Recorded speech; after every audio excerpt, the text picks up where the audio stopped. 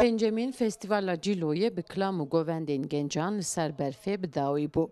Festival li çiyayê Cilo'yê a ser bi navçeya Geverê a ser bi bajarê Colemêrgê ev du roje hatibû amadekirin. Di festivalê de ya herî balkêş siruştiya derdorê ye. Geştyar li ber xweşikiya xwezayiyê de matmayî dimînin.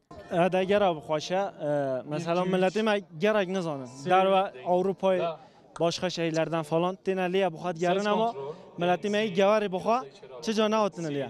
İro 5000 millet liye bite 4000 ilk defa ditiye.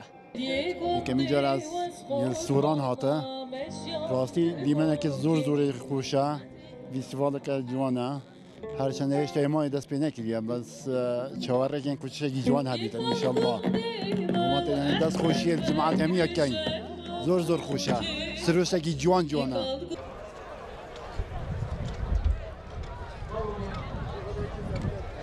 Kesên ku xwezayê hezin konên xwe vekirin li ber konên xwe xwarinên xwe li ser agrê pijandin. Li aliyekî jî werzîşa xwe li ser gola binavê satê pêk anîn.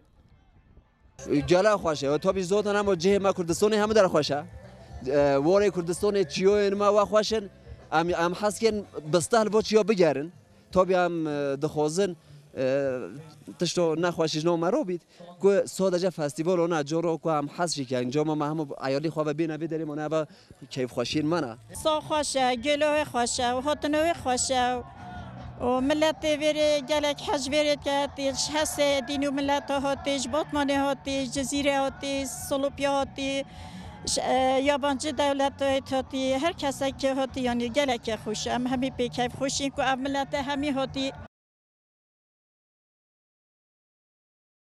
Li çiyayê Ciloyê de cih bi cih sulavkên tebîyî, golên piçûk ên xwezayî ji ber xwe ve çêbûne meriv dikar bibîne. Li aliyekê jî mirov li çiyayan de befrê ku cemetgirtine hîç tavê nedîtine û ne helyane hene dibînin.